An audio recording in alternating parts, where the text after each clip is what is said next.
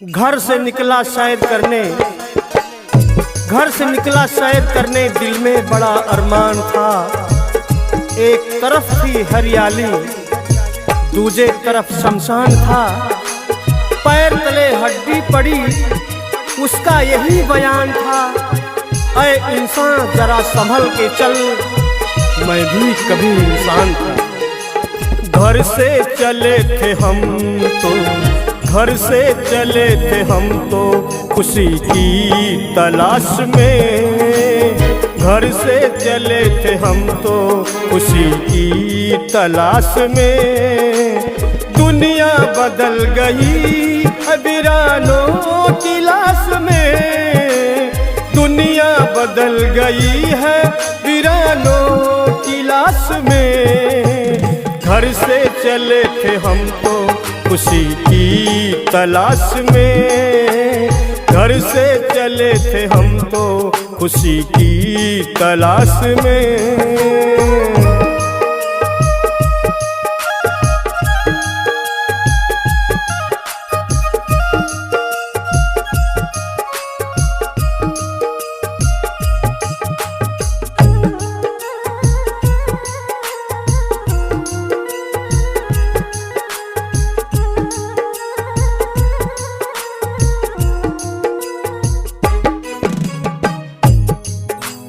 सोचा था चमन होगा गुलिस्तां हरा भरा।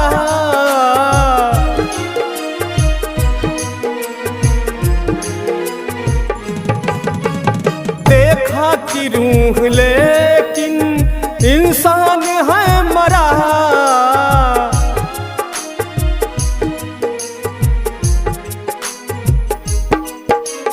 सोचा था चमन होगा गुलिस्तां हरा भरा। देखा कि रूह लेकिन इंसान है मरा। खुशियां न जान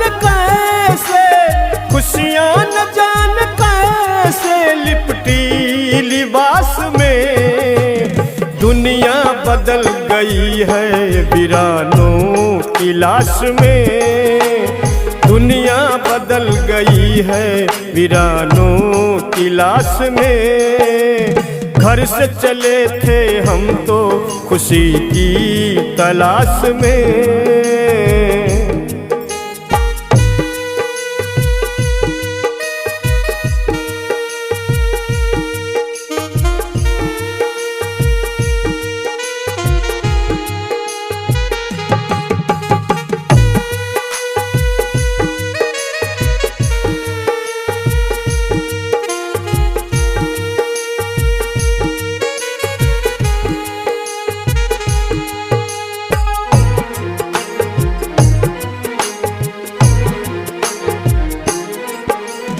मुस्कान खो गई है डगर अश्क सो गई।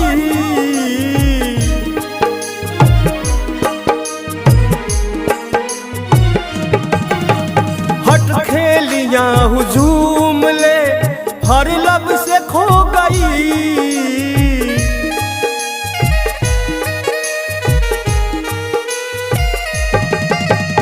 मुस्कान खो गई है डगर अश्क सो गई। हट खेलियां हुजूम ले हर लब से खो गई। हर शख्स जी रहा है जिंदगी की हताश में। हर शख्स जी रहा है जिंदगी की हताश में। दुनिया बदल गई है वीरानों की लाश में। घर से चले थे हम तो खुशी की तलाश में।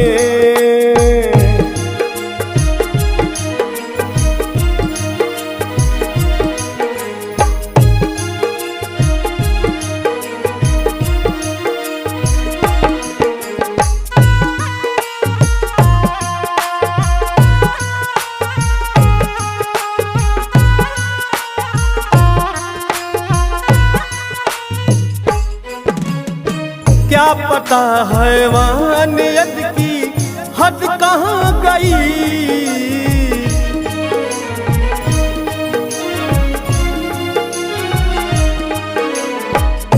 नहीं रही है अमन कद कहाँ गई।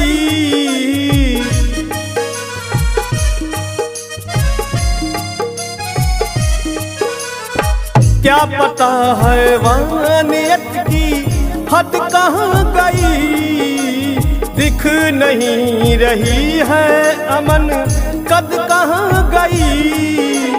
फिर कहाँ परस्त जग रही, फिर कहाँ परस्त जग रही। होशो हवास में दुनिया बदल गई है वीरानों की लाश में। घर से चले थे हम तो खुशी की तलाश में।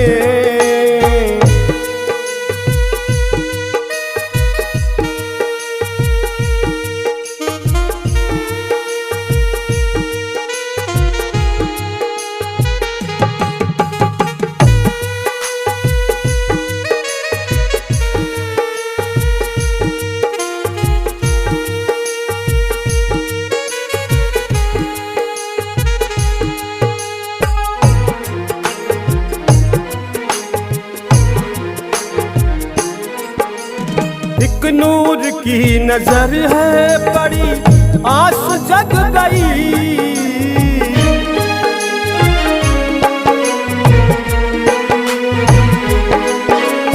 मरुस्थली जगह में हरी घास लग गई।